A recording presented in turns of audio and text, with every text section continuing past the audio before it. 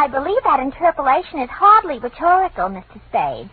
To what have you been up, if you'll pardon the expression?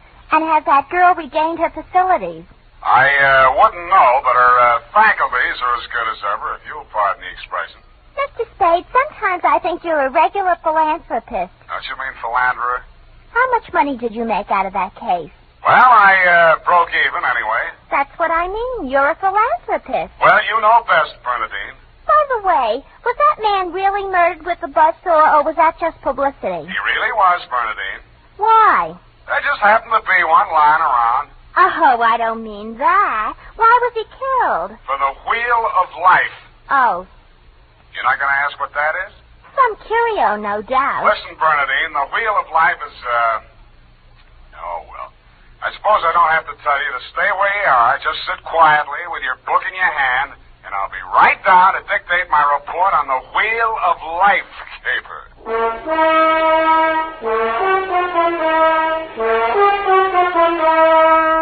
Dashiell Hammett, America's leading detective fiction writer and creator of Sam Spade, the hard-boiled private eye, and William Spear, radio's outstanding producer-director of mystery and crime drama, join their talents to make your hair stand on end with the adventures of Sam Spade. Presented by the makers of Wild Root Cream Oil for the hair. Come on, mister, give the gals a break. Treat them to a look-see at a really handsome head of hair, neat, well-groomed hair, the way yours is going to look when you spruce up with Wild Root Cream Oil Hair Tonic. Famous Wild Root Cream Oil grooms your hair neatly and naturally, relieves annoying dryness, removes loose, ugly dandruff. So, how about it, men? Why hold off any longer when now's the time to get Wild Root Cream Oil Hair Tonic? Again and again, the choice of men who put good grooming first. And now, with Howard Duff starring as Spade, Wild Root brings to the air the greatest private detective of them all in the adventures of Sam Spade.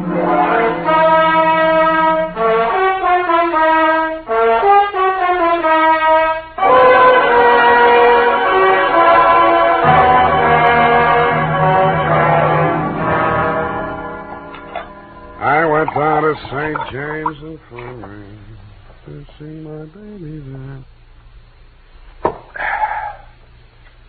Ready, Bernadine, little flower? I'm way ahead of you. Keep it clean. No more than 3 erasures per page. Okie dokie? Doke. I mean date. Oh, I'd love to. July 11, 1948. To Detective Lieutenant Dundee, Homicide Detail, San Francisco Police. Subject, the Wheel of Life Caper. Now, don't go away, Bernadine. I don't know why these things always have to happen to me. Under private detectives in the San Francisco Classified Directory, they're listed somewhere in the neighborhood of 60 agencies, several with large display ads. But somehow she managed to find me.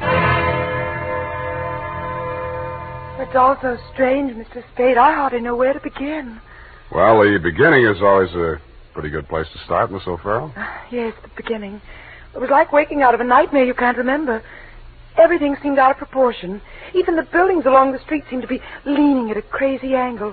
And then I realized I was traveling down a hill.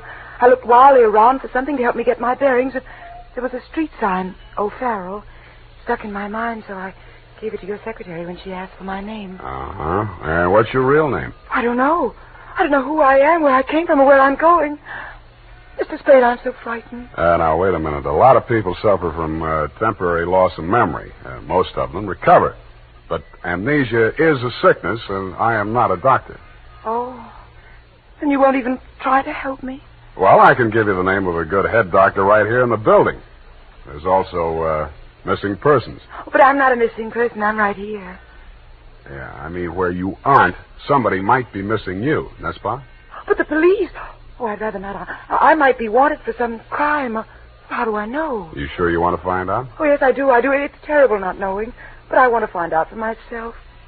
Can't you understand that? What do you think I can do for you? You might save my life. From what? I'll try to tell you exactly how it happened. First, I looked at my watch. It was 3 minutes past 10. The cable car stopped at the corner and a man got on. I couldn't remember ever having seen him before, but then I couldn't remember anything. He sat down beside me and he caught hold of my arm. I tried to pull away. Well, you can see the marks where he... Yeah. Well, who was. He acted as if I was. I think I know what you mean. Did you find out who he was? No, I was too frightened to speak. What did he say? He sort of growled it out of the side of his mouth, but it sounded as if he said, Lathrop wants to see you. Mm-hmm. You remember anybody named Lathrop? I can't remember anything before 3 minutes past 10 this morning. Well, let's go on with since then. The guy grabbed you, said somebody named Lathrop wanted to see you, and then what?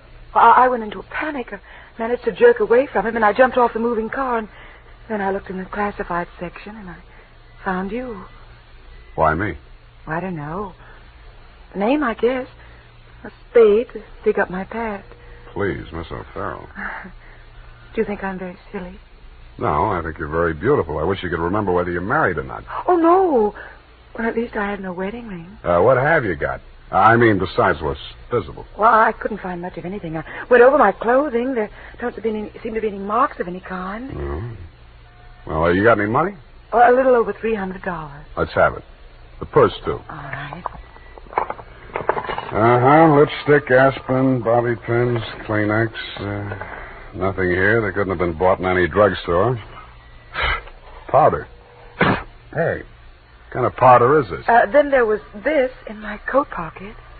Match folder. Sailor's Rest Bar, Hotel Calcutta, 1100 Embarcadero. Little number written inside. 120. What's that, a room number? I don't know. My purse, you have to destroy it. Here's $10 of your own money. Buy a new one. Well. Did you find something? Coin, Chinese bit.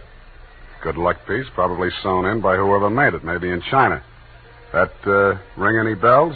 No. No, I'm afraid not. Shoe. What? Your right shoe. Let's see it. Take it off. You aren't going to tear it up the way you did the purse, are you? Dust. Plaster dust. Is that a clue? I don't know, is it? I'm not a detective. Well, you are in this case, baby. If it doesn't mean anything to you, it doesn't mean anything. Well, it doesn't. That's everything. What am I going to do? Well, let me see. First, we better give you a name. O'Farrell's all right. You look like, Lana would do, but, no, that's in use. How about, Poppy, for forgetfulness? Poppy O'Farrell. That's a funny name. Oh, you think so? Huh? I think I like it. You do? I think I like you, too.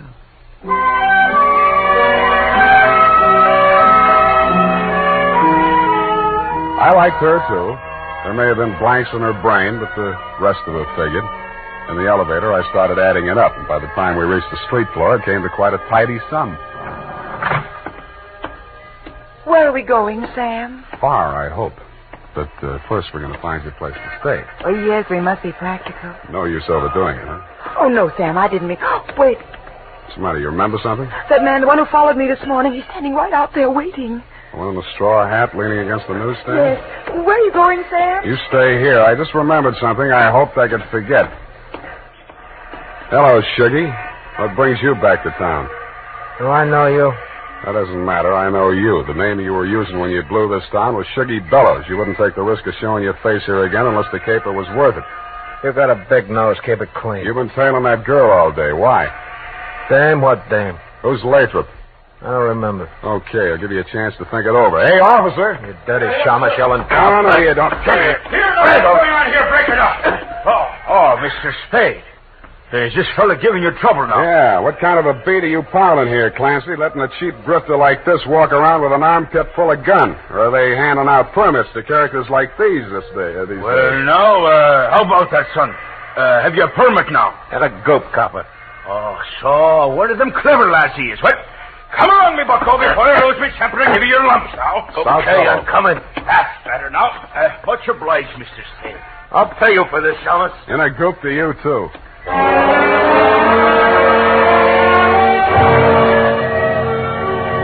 I was sure he would, but I was also sure that I wouldn't have to worry about him for the rest of the night. I checked Poppy O'Farrell in at the Belvedere, locked her in her room, and told Tiny Stover, the house dick, to keep an eye on her. When I left him, he was, and he seemed to be enjoying his work. Then I headed for the Embarcadero.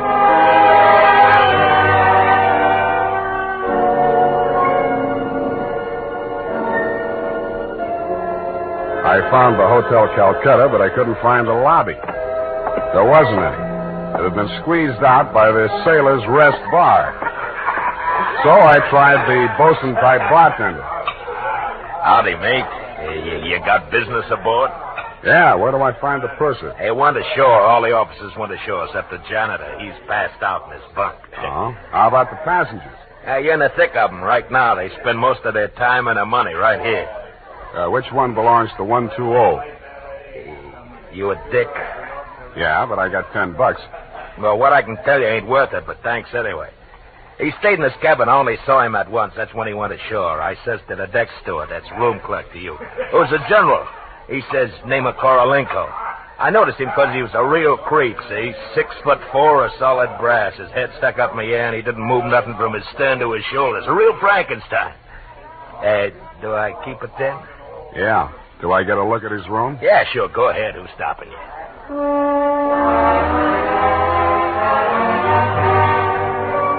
So I went. Nobody stopped me until I opened the door to 120.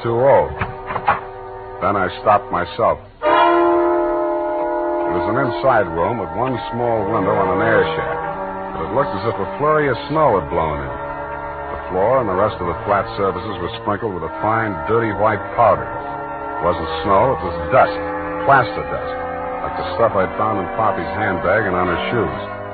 I shook the place down, unexpecting to find anything. I didn't until I opened the wardrobe.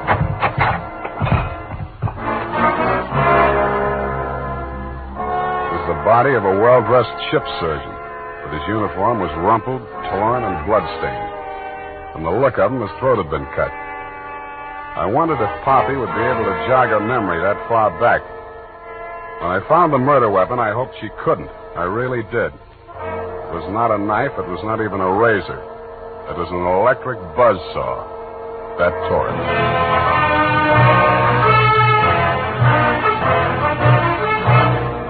The makers of Wild Root Cream Oil are presenting the weekly Sunday adventure of Dashiell Hammett's famous private detective, Sam Spade.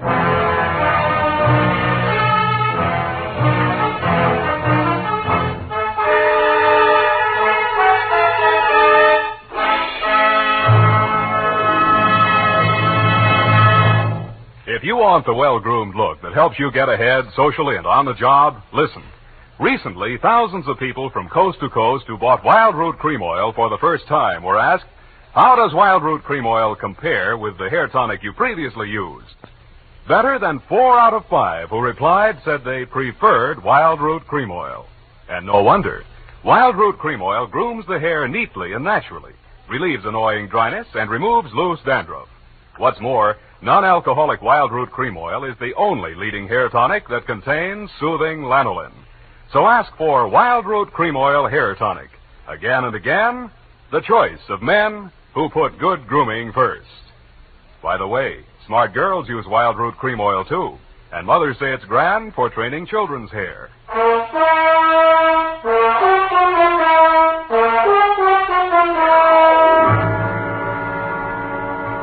And now, back to the Wheel of Life caper. Tonight's adventure with Sam Spade.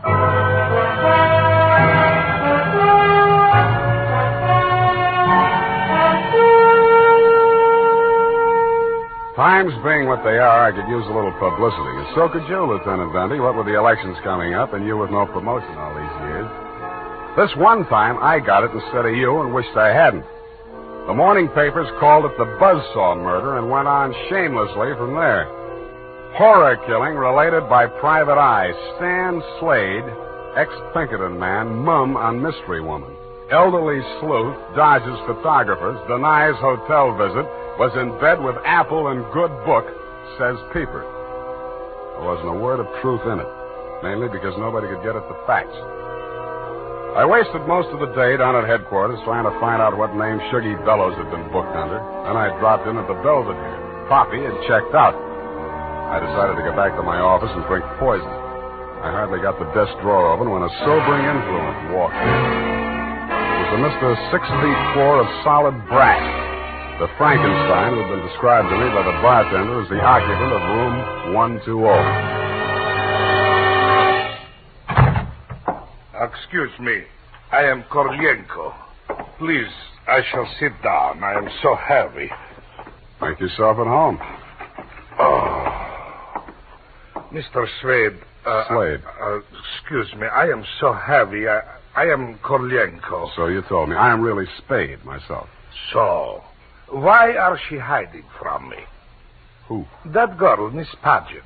Her, I am paying 1 month in advance, $300 American. Me, she have dessert. I am not rich, only moderately wealthy. But you understand, it's not question for money alone.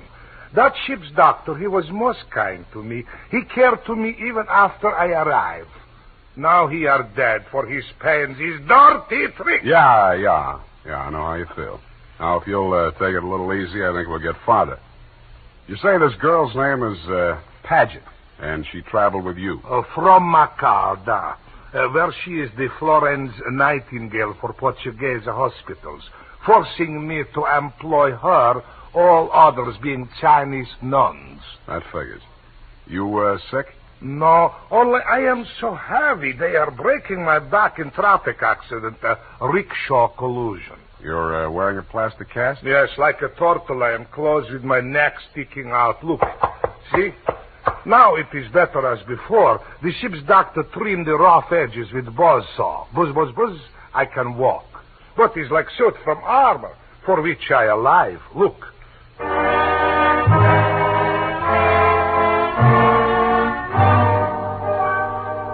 I looked again where he opened his shirt front, exposing the gray-white shell of plaster that surrounded his trunk from collarbone to hips.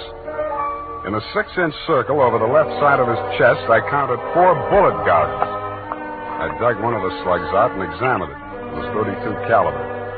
The plaster cast, which was molded to the shape of his body, was no more than 1 inch thick. I didn't see how it had stopped the slugs, but it had. About then, the parts of Korolenko that were not held rigid in the cast began to tremble violently. Why are they doing this? Why? To a virtually helpless man. Why, Mr. Spade? Why? Where did you have that cast put on? Don't I said Macau? The Portuguese hospital there? The same. They are hanging me up with the neck and plastering me. Comes great pain, they put me to sleep from anesthetic. I are waking up in ambulance arriving at shipboard.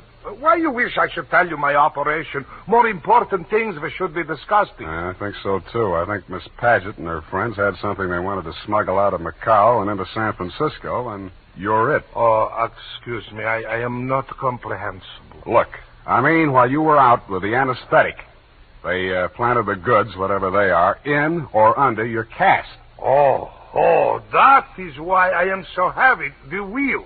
The what? The wheel. Look, I'll show you. He hauled a manila envelope out of his overcoat pocket and waved it in my face. I took it over to my desk and fished out the contents. It was a set of X-ray films. 3 of his spine, showing the fractures, 4 of the skull, 3 I couldn't figure out, and 1 of his rib cage, only something new had been added. In silhouette, it looked like the wheel off of a child's wagon. What is it, this wheel? What to do? 6 months I must remain in this straitjacket. If I remove it, I die. If I keep it on, they kill me to get their smuggle. Well, you look to me like the luckiest man alive. That wheel, or whatever it is, saved your life by stopping 4 slugs. But still I shall die. How shall I die? When shall I die? Your best advices, please. Korolenko, I think you'd better die right now. Excuse me? It's the only safe place for you. The morgue.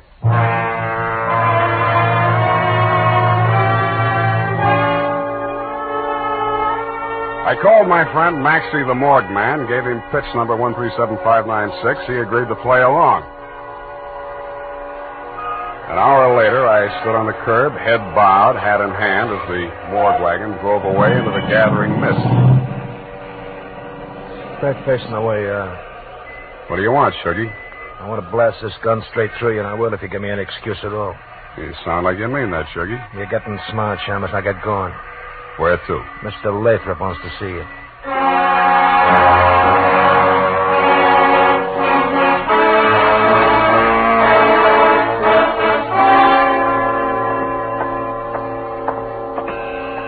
Oh, yes, coming. Oh, Shuggy, dear boy. You've not failed me this time. This will be the favor of Mr. Spade, eh? Come in. Ah, sit down, Mr. Spade. We'll talk. Tell your Gunzel to get that pistol out of my ribs. Oh, yes, indeed, Sugar. You mustn't overdo it. And get him out of here. I'm tired and nervous, and my price goes up $1,000 every minute he's in this room. When I get to 10,000, I kill him. Then the price jumps to 100 to take care of me on a murder rap. I should ought to plug you downstairs. Come, Sugar, don't be ungracious. You wait in the other room now. Okay, it's your party. I'll get mine later. Oh, dear. His bite's much worse than his bark, Mr. Spade. Don't start boring me so early in the evening. I came here to talk about the wheel. Oh, so you know about the wheel. I do better than that. I've got it. That may well be, but do you know what to do with it? I got two possibilities. I can turn it over to the cops and you with it, or I can sit on it until it hatches. A quaint conceit, sir. Round and round the little wheel goes, and where it shall stop, nobody knows. That's where you're wrong. It stops right here. So you better start placing your bets. Just what do you mean by that, sir? There's part of it. What is it? It's one of the slugs you gunsel through at Korolenko. I got 3 more just like it that I dug out of him before he was carried to the morgue. Well, an advantage, I'll admit, but hardly worth your while to take advantage of. Don't be too sure of that. Just how much do you know about the wheel? So far, it's been worth 2 human lives to you at the risk of your own. That tells me all I need to know. Oh, no, not quite. Men have been killed in hold-ups for a few paltry sovereigns, but the wheel is a horse of another color. Let's not change wheel horses in midstream, Mr. Lathrop. Yes. You must understand that the wheel has no absolute definitive value. Monetarily speaking, the British Museum might pay close on to £5,000, hot as it is, for the privilege of returning it. Occidentals aren't the puka sahibs that they once were in the Orient. The theft of the wheel, if countenanced by the Western powers, would have most grave consequences. Most grave. Are you attending, sir? Wake me up when you get to the point. Well, the point, sir, is this. That little wheel of gold, is the wheel of life, which the Buddha himself is said to have received into his hands from paradise.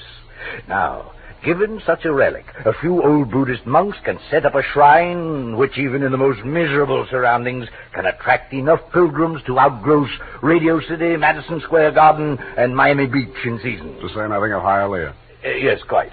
In short, we propose to act as booking agents for the wheel on a royalty basis with a percentage of the house. Mm-hmm. Why did you bring it to San Francisco? But, good gad, sir. Were we to bargain in the Orient, we should be hacked to pieces in our beds.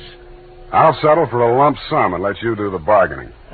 And your price, sir? We can talk money later. First, I got to give the cops somebody for the doctor's murder and for Korolenko. Well, that ought not to be too difficult. When may I expect delivery? I'll check on it. I went out to St. James Infirmary. City morgue. Maxie, Sam Spade. Yeah, Sammy. Deal's okay. Send it up. The address is... Sam, wait. Yeah? Sam, he ain't here no more. What happened? Somebody claimed him. A girl. Said she's his daughter. What did he do? Went on playing dead like you told him to. Maxie, where did she send him? Avalon Mortuary, corner Lynch and Haight. Okay, by the way... Yeah, Sammy? Maxie, put some clean sheets in that morgue wagon, size 16. I may be your next passenger.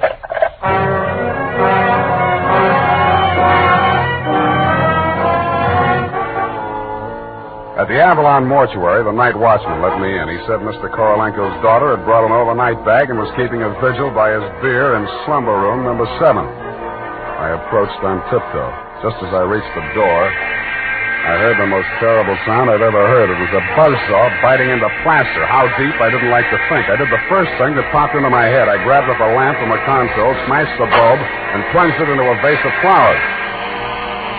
As luck would have it, slumber room number 7 was on the same fuse box. As luck would not have it, I was facing a desperate woman in the dark. I hugged the carpet while she emptied her gun. I hoped she didn't have a spare. I forgot about the buzzsaw. The room lighted up momentarily from the lights inside my head, and I staggered back against the wall. I waited for her to get her bearings again. There was no hope of me getting mine. Then I heard a big, hollow thud. The whole room shook, and the lights went on. Poppy O'Farrell and/or Paget lay on the floor under the stony weight of Korolenko plus 60 pounds of plaster. Help! Help! You crushing me. I can't. I'm so heavy. You comfortable there, Korolenko? Comfortable in such situation? Do you ask the turtle, are he comfortable? Is Faker on bed of nails? He's equally here as elsewhere. Yeah, okay. Just hold her there until I get a statement. And he did. Item, statement by the aforesaid.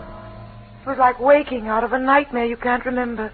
Everything seemed out of proportion. That was her story, and I had to admire the way she stuck to it. But if you keep trying, I'm sure she'll get back enough of her memory to confess that she planted the wheel of life in Korolenko's turtle shell when she decided to double-cross Shuggy and Lafer. They never tumbled to her hiding place. They were gunning for Korolenko because they thought Poppy was working with him, which was true in a way, but not the way that they thought. That's why they tortured the doctor in an effort to learn Kay's whereabouts.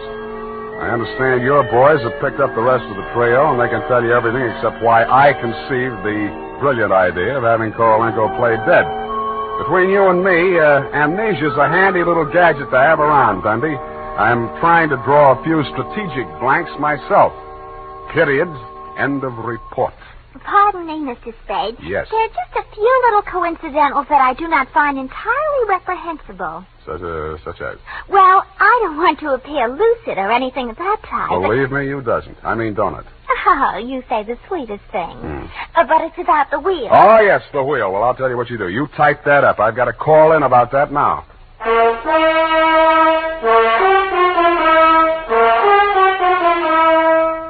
Tonight, when you're making out your must-do list for tomorrow, why not include a reminder to get Wild Root Cream Oil for the hair? Honestly, man, you'll be delighted with the neat, natural way Wild Root Cream Oil grooms your hair. The way it relieves that annoying dryness and removes loose, ugly dandruff. Just try it and see if I'm not giving you a good steer. Make a note right now to call at your drug or toilet goods counter for Wild Root Cream Oil. Get the big economy bottle and the handy new tube that's easy to pack when you travel. Also, ask your barber for a professional application of Wild Root Cream Oil Hair Tonic. Again and again, the choice of men who put good grooming first. Did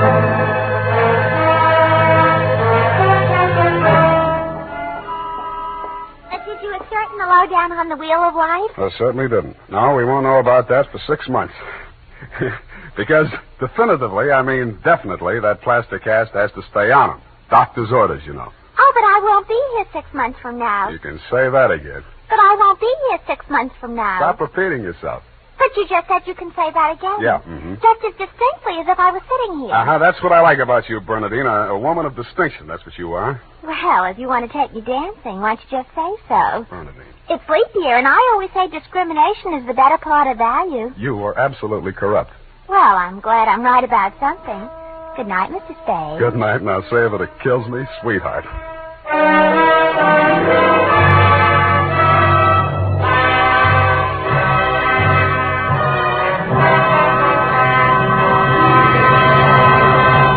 The Adventures of Sam Spade, Dashiell Hammett's famous private detective, are produced and directed by William Spear.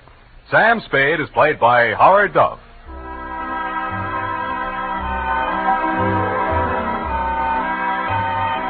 The Adventures of Sam Spade are written for radio by Bob Tallman and Gil Dowd, with musical direction by Lud Gluskin. Gil Dowd directed tonight's broadcast in William Spear's absence. Join us again next Sunday for another adventure with Sam Spade, brought to you by Wild Root Cream Oil. Again and again, the choice of men who put good grooming first. This is Dick Joy reminding you to get Wild Root Cream Oil, Charlie. It keeps your hair in trim.